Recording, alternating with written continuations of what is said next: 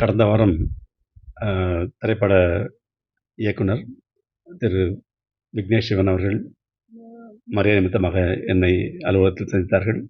அப்பொழுது அவரோடு வந்த உள்ளூரில் இருந்த சில நபர்கள் அவரை வைத்துக்கொண்டு இந்த சீகல்ஸ் சுற்றுலாத்துறைக்கு சொந்தமான இடத்தை விற்பதற்கான வாய்ப்பு இருந்தால் இவர்கள் எடுத்துக்கொள்வதற்கு விரும்புகிறார்கள் என்றெல்லாம் பேசினார். அப்பொழுது நான் அவரிடத்தில் இது மாதிரி ஒரு ஆதாரம் இல்லாமல், அடிப்படை இல்லாமல் வந்த செய்தியின் அடிப்படையெல்லாம் பேசக்கூடாது என்று அவரிடத்தில் அறிவுறுத்தினேன்.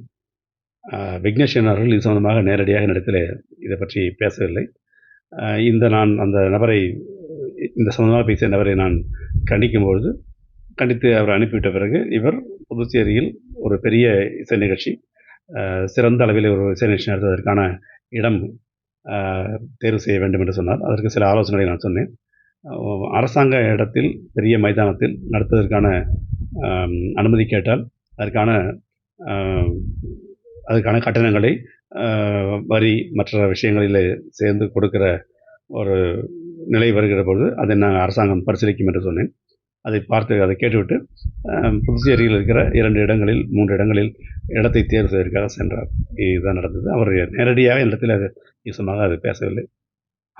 ஆனால் அவர் கூட வந்த உள்ளூரில் இருந்த ஒருவர் அந்த சப்ஜெக்டை பேசினார்.